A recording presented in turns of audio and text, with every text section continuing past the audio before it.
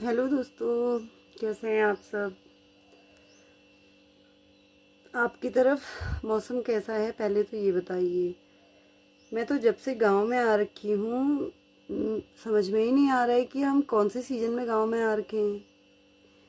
यहाँ घर से बाहर जाने में काम कर रही हूँ, जैसे कि मुझे इतना पसीना हो जा रहा है, मतलब आधा घंटा भी गुड़ाई कर रही हूँ या कोई भी काम करने जा रही हूँ तो पसीने से मैं भर जा रही हूँ। पूरा चेहरा, पूरा शरीर पसीने से भर जा रहा है। फिर घर पे भी अंदर खाना वाना बनाने में मुझे गर्मी लग रही है। उसके बाद से मैं रात को, मुझे थोड़ा एंग्जाइटी की वजह से भी घुटन महसूस होती है। मैं सोचती ज़्यादा हूँ, ओवर थिंकिंग करने की बैड हैबिट है मुझे। तो मैं पहले पंखा बंद करके ही मतलब पंखा ऑन नहीं करे रहती हूँ, सोती हूँ, सोचती हूँ कि अच्छी सी थकान इतनी और कि नींद अच्छी आ जाएगी। कहाँ, लेकिन मेरी सोच के आगे सब कुछ फेल है। तो मेरी थिंकिंग बहुत बैड है, बहुत ही ना चाहते हुए बहुत होती है मेरे को। और सबसे बड़ी दिक्कत ये है कि यहाँ नेट नहीं चलता मेरा बिल्कुल। तो उस वजह से मैं कुछ फ़ोन में देख नहीं पाती हूँ। फिर मेरे दिमाग में उल्टे ख्याल आते रहते हैं। जो चीज़ें मुझे नहीं याद करनी है मैं उन चीज़ों को याद करते रहती हूँ।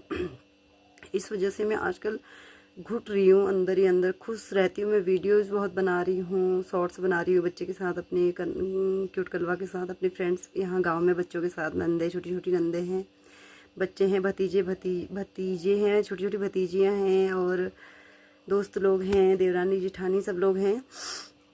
शॉर्ट्स भी बनाती हूँ उनके साथ, सब कुछ करती हूँ। लेकिन जो एंग्जाइटी मेरी सबसे घटिया चीज़ मेरी लाइफ में है अभी, है ही है इतने सालों से। इतना अपने आप, वहाँ पे तो पूरा ध्यान ही उस पर रहता था। वसुंधरा में पूरा ध्यान उस पर, मतलब काम करने की बात, अकेले रहती थी तो वहीं पूरा ही पूरा ध्यान उस पर रहता था। यहाँ क्या है, यहाँ दिन में तो मुझे उतना नहीं रहता है, बाहर बातचीत करते रहती हूँ, बाहर निकलते रहती हूँ, उतना नहीं लगता। लेकिन रात होने के बाद सबसे बड़ी दिक्कत ये हो गई है कि नेट नहीं चल रहा है। नेट नहीं चलने की वजह से बिल्कुल कुछ भी नहीं देख पा रही हूँ, ना कोई मोटिवेशनल वीडियोस देख पा रही हूँ, ना ही गाने सुन पा रही हूँ, ना ही किसी से बात कर पा रही हूँ। बिल्कुल, घर में भी मम्मी लोग हैं तो उनसे कितनी बात भी करें तो उनसे बीमारी के बारे में या कुछ अपने जैसे मन का हाल होता है उसको नहीं सुना सकते। उसको सुनने के लिए अपने जैसा ही मन चाहिए अगले का। अब ये सब खुद ही परेशान है, खुद ही बीमार है, तो इनसे क्या कहें। वैसे भी इनसे कहने में कोई फ़ायदा नहीं होता है, उनको समझ में नहीं आती वो चीज़ें।